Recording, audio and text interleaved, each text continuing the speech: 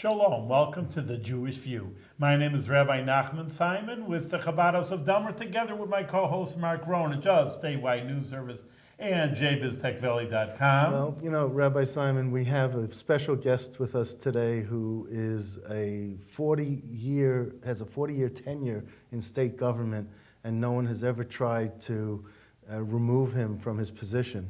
And this is amazing. His name's Bob Freeman. So welcome to the show, Thank Bob. you. At least not knowingly. Knowingly, right. Yes, I He's figured you weren't the governor over He's here. the executive director of the Committee on Open Government, COOG. COOG. And I got to tell you, you and I have known each other for many years as a reporter, and you sort of keep the records or the everyone on their toes as to open meetings law and freedom of information requests and all of that. So, I mean, that's really a very valuable But that's service. a state job, though? It's a Just state explain job. to The them. Committee on Open Government is a tiny unit within the Department of State.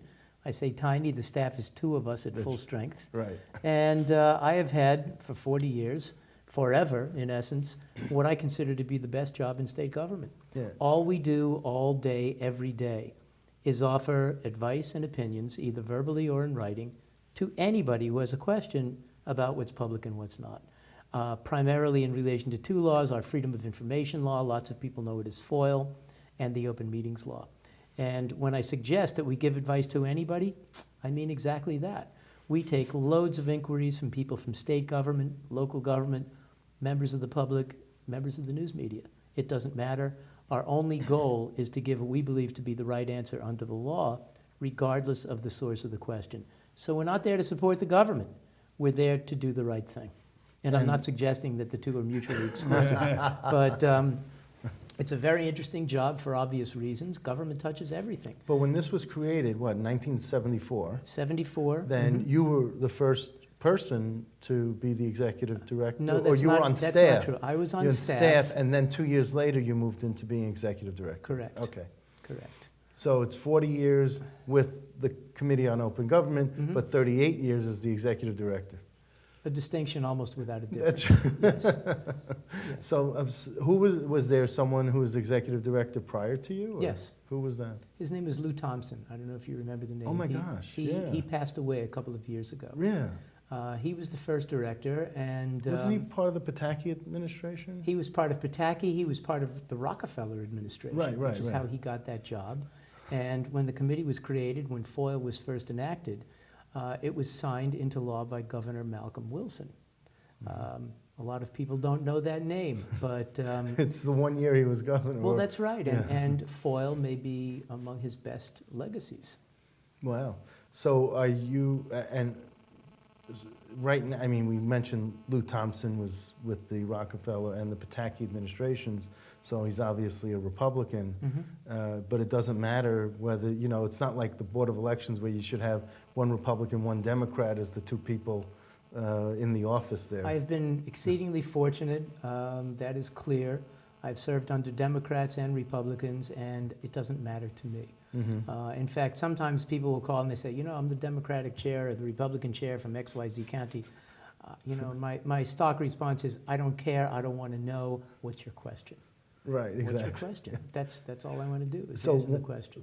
You have an extensive website, and it's really informative. I mean, you give people samples of letters that they should But you write. don't know how informative it really is. Tell me.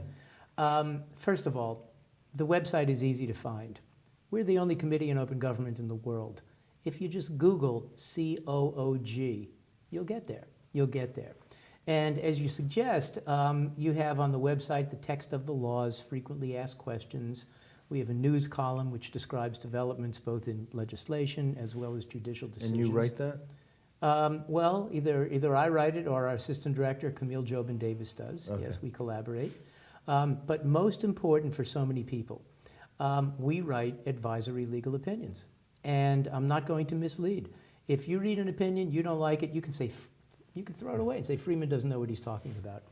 The hope, of course, is that the opinions are educational, persuasive, that they encourage compliance with law and knowledge of the law.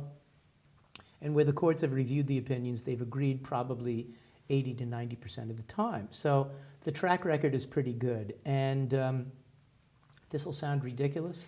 We've written over the course of years in the neighborhood of 25,000 opinions. And they're all posted online? Not all, no. We started writing before the era of computers. Yes, you were writing. So we have indices to opinions, one index involving FOIL, the other involving the open meetings law. And for people who go online, if you scroll to freedom of information law, there will be a drop-down box that'll say advisory opinions. You click onto that and you'll see the alphabet. It's an intuitive alphabetical index. So if you have a question about whatever it may be, you think about What would be like maybe like a normal or interesting question people would ask you? I mean, what would be your, a regular phone call? a regular phone call? I mean, like a There is a zillion of them. There is a zillion of them. I got a call today from a town clerk who was asking about access to the tentative budget. Is it public? Our controller, she said, told us that it shouldn't be disclosed until next week. But the reality is that it's a record covered by FOIL as soon as it exists. That would be a typical call from a government official, a town official, local government. We get more calls from local government officials than any other identifiable group. Do they ask you to put it in writing to them, like send them an email? Sometimes, but at this point, we have thousands of opinions available online in full text. And often, if I'm on the phone, somebody will raise a question and I'll ask, what's your email address? They'll give me the email address, I'll pull up an opinion, and before the conversation is over, they will have it. I can email it to them. So in all honesty, there is more than we can handle. FOIL in particular has become something of an industry. And again, there are only two of us. We do a lot of training also. I do 70, 80 presentations a year around the state, often for local government officials. It might be the League of Women Voters. I did a program for a journalism class at the College of St. Rose last week.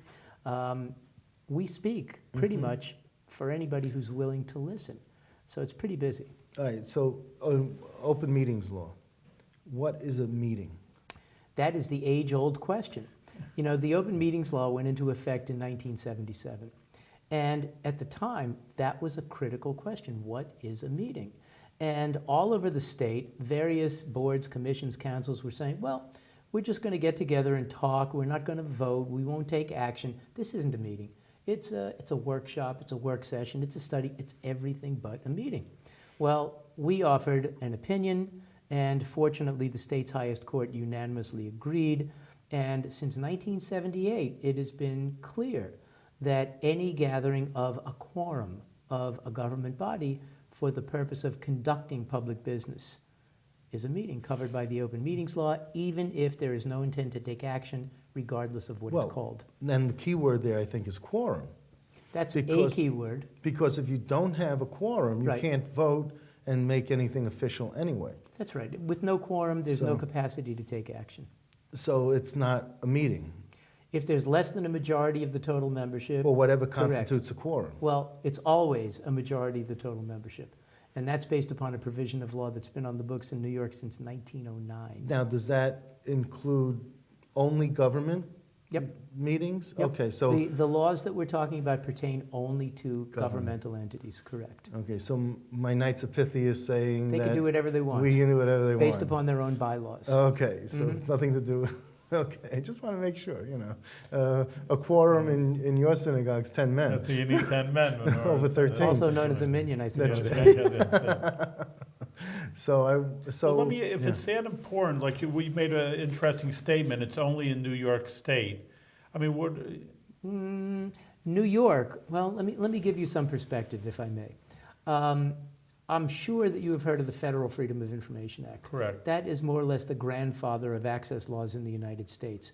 It was passed in '66, went into effect in '67. It was terribly weak. It was significantly altered in 1974. And interestingly, President Ford vetoed the amendments to the Federal Freedom of Information Act. Now, we all know... 74. We all know that Congress can override a veto, and I always ask, does anybody know the last time a veto was overridden by Congress? It hardly ever happens. But Ford's veto was overridden by Congress, which provided a pretty clear message that the public and Congress wanted a reasonable right to know what the federal government was up to. That opened the floodgates. And within 10 years, every state in this country had passed some sort of an open records law, some sort of an open meetings law, and the trend has become international. There are now, depending upon who's doing the counting, approximately 100 nations that have passed some sort of an access to information law. I think President Ford had more veto overrides than any other president. Well, he was dealing with the Democratic Congress on the heels of Watergate. Yes. Watergate was the key. You need a Right. scandal to enact reforms, and that's exactly what happened. And he was one of them in the in Congress before he became That's right. vice president and president. right. So he knew who his audience was, I guess, in that sense. And they knew him too, That's right. as did Chevy Chase, if you remember. Yes, from SNL tripping over. Okay, let me ask you. Let me ask you. You two fight it out. Go ahead. Yeah. He's the reporter, I'm the rabbi. Right, over that's here. right. So in this case, the reporter knows more. There was something recent about the Attorney General. You know what I'm talking about, and this FOIL and the FOIL thing. So explain this, because I'm stumbling already. So just explain what he tried to do and what he said and what your opinion was, and because you said it was a stretch. This seems to be coming up, and I had no idea that it received the kind of attention that it has. I was speaking with somebody in Rochester today, and she said, oh, I've been reading about this issue involving the Attorney General. But to put this in perspective, FOIL basically says that all government records are available except those records or portions of records that fall within a series of exceptions. One of the exceptions deals with so-called interagency and intra-agency materials, internal communications between or among or within government agencies. And according to the Court of Appeals, the intent of that exception is to enable people in government to express their opinions, their recommendations, their advice without an obligation to disclose. The notion is to preserve a deliberative process. Well, that principle has been extended to consultants retained by agencies. And there are two Court of Appeals decisions that indicate that there was a recognition that in some cases government doesn't have the expertise, the wherewithal, the staff to do what it needs to do, and it hires consultants to help them out. In that situation, the consultant acts more or less as an extension of the government agency. Consequently, the communications involving the consultant are treated as if they were prepared by agency staff.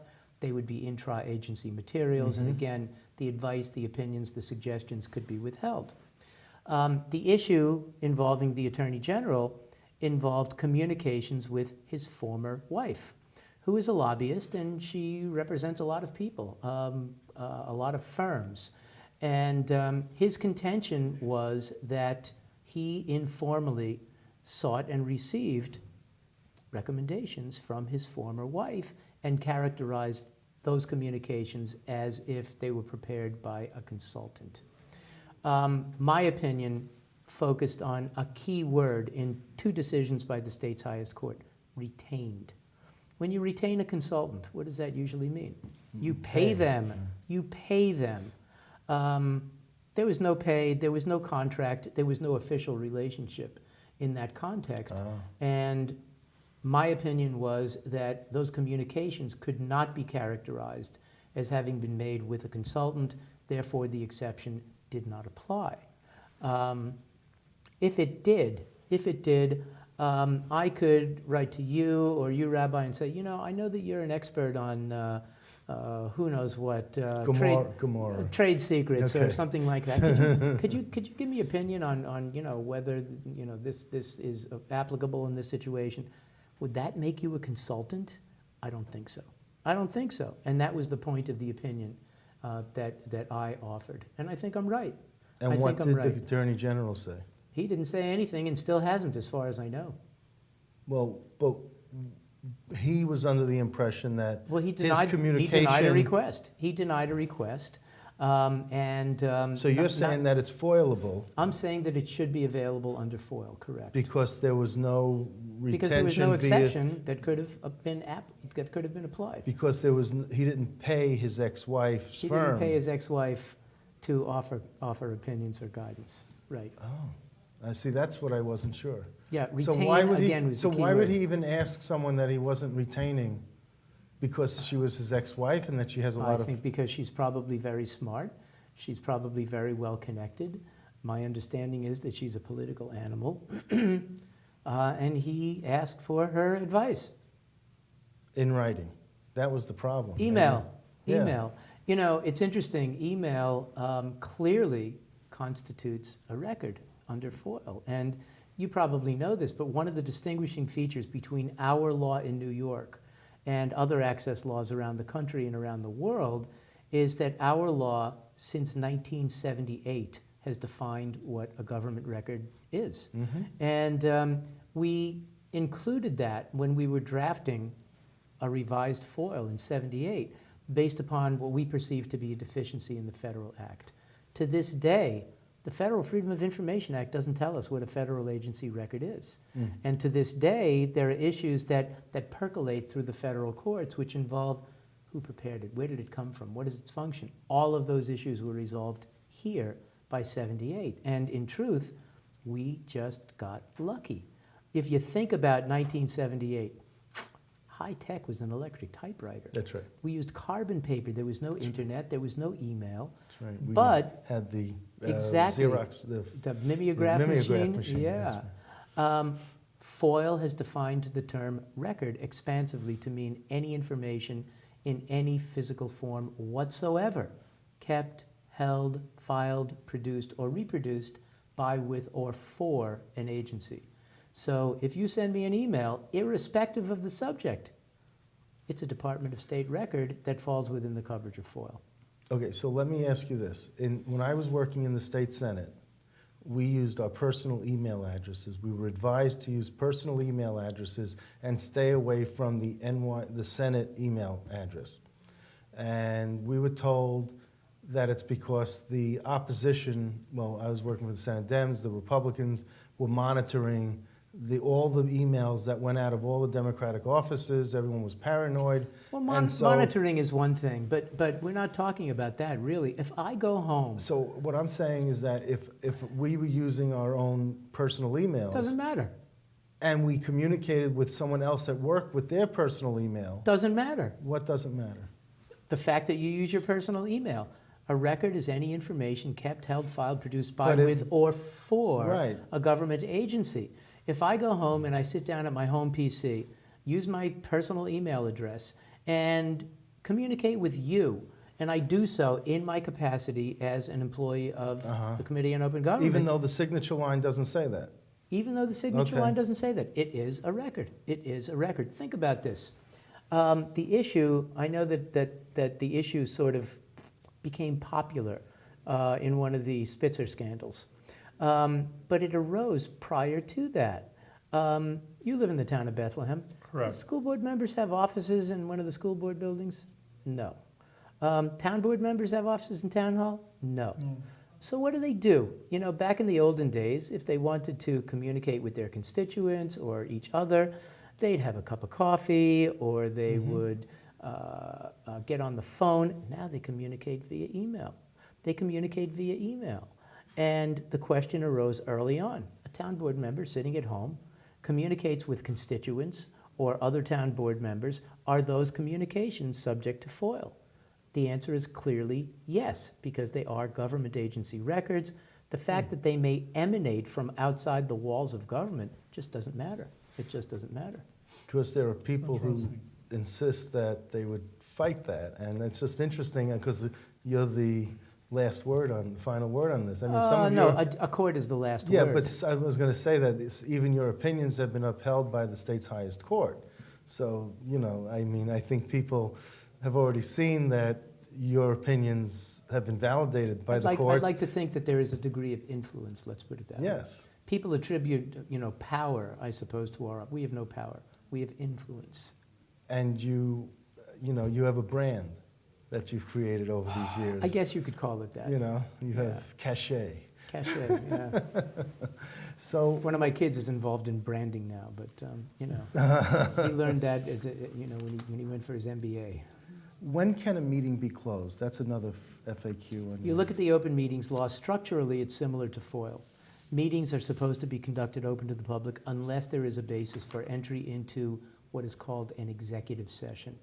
An executive session is defined by the law to mean a portion of an open meeting during which the public may be excluded.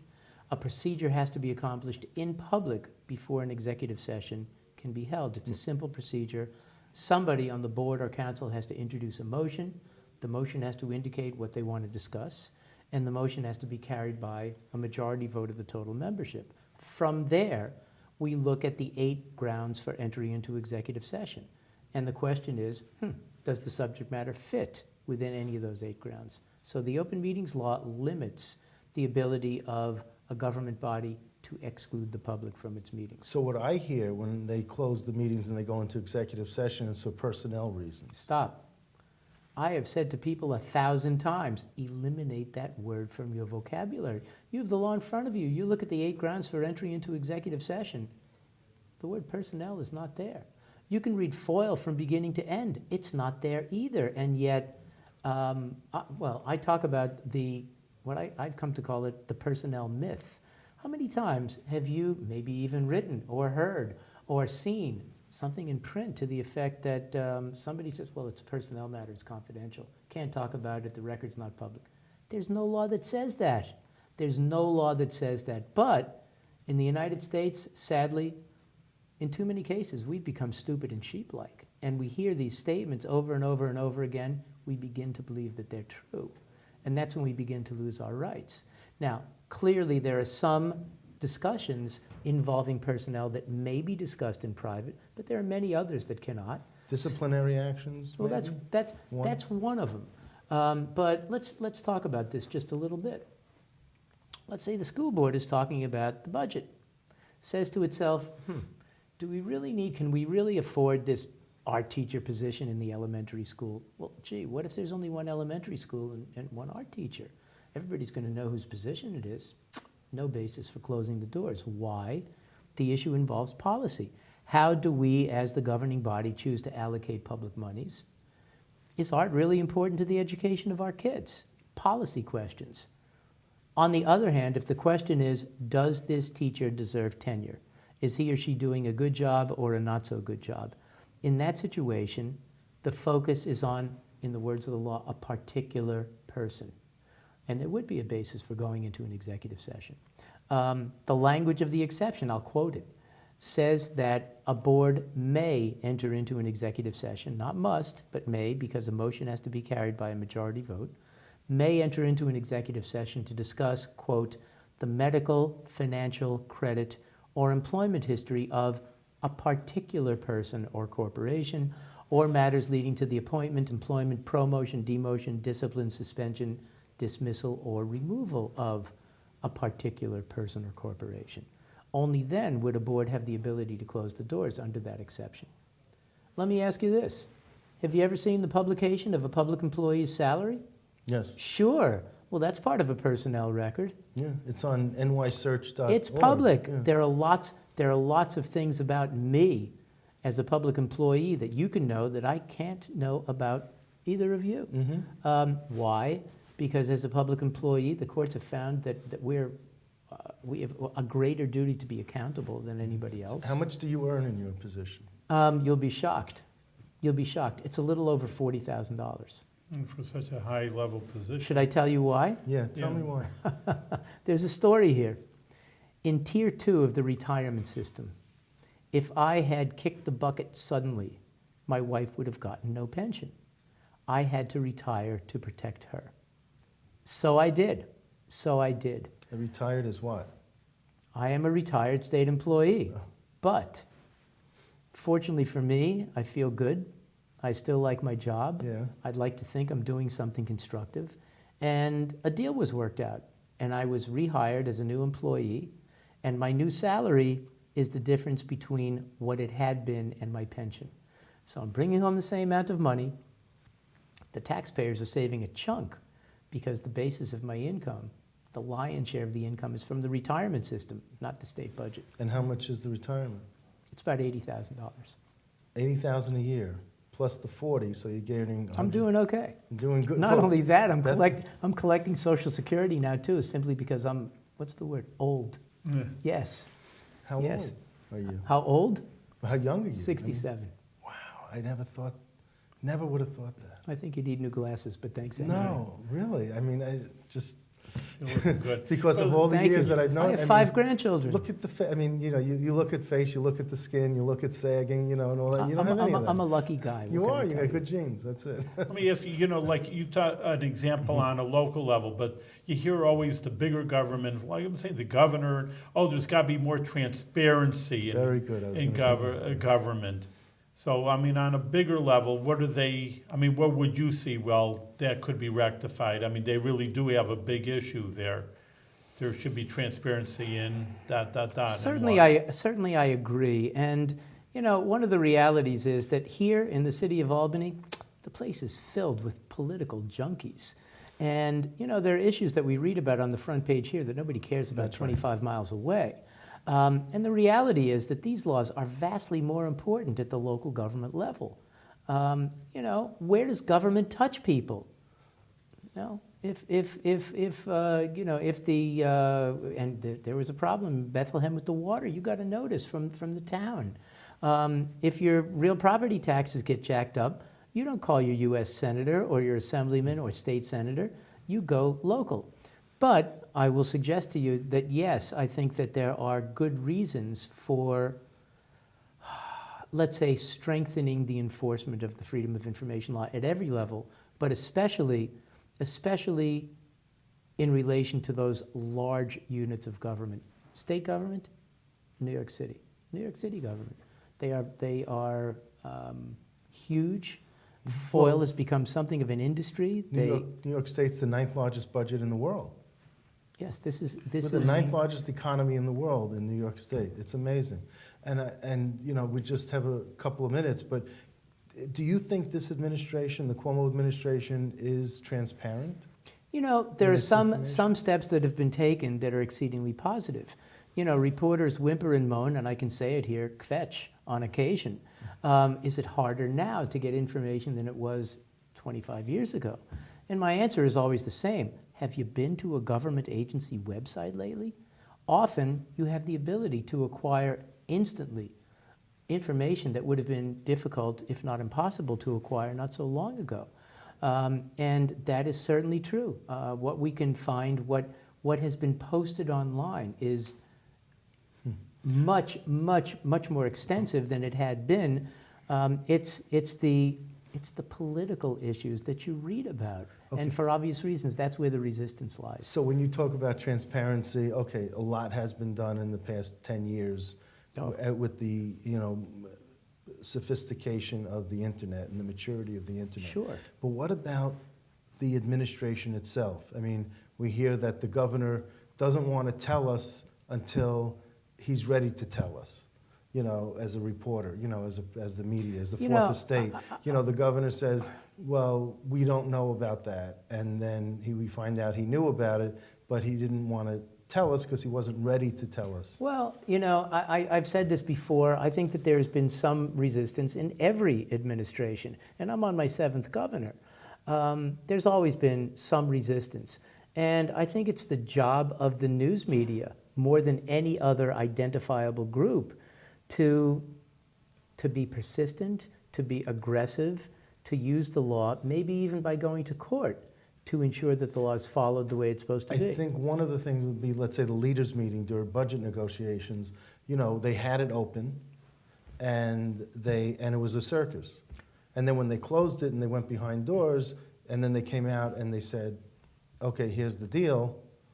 Then Yeah, but the reality is that it was open for a time not because it had to be, but because they chose to open it for a time. Yes. Again, the Assembly has 150 members. The Senate has, 62, 63? Right. A quorum in the Assembly is 76. Right. You're talking about the 3 or 4 or 5 people in the room. There's no quorum of any particular public body. the open meetings law simply doesn't apply. Right. I mean, a more critical issue, in my opinion, involves the reality that the rank and file membership of the Senate and the Assembly have opted to enable the leadership to have virtually all of the power. I don't think that that's particularly democratic with a small d, but it's the way it has evolved over the course of years. And New York certainly is not different Okay. from any number of states. Okay, thanks. I think we're out of time. Way out of time, where I was just getting into my social studies lesson. But listen, Bob, thanks for coming in. My You're doing pleasure. a great job. I I think you're really the I try idea hard. of the American over here, of what we really want is freedom and open government, and should continue with good health and what you're doing. Thank you, and you Yes. too. Happy New Year. All right, Thank all the All best. around, Oh, yes. okay.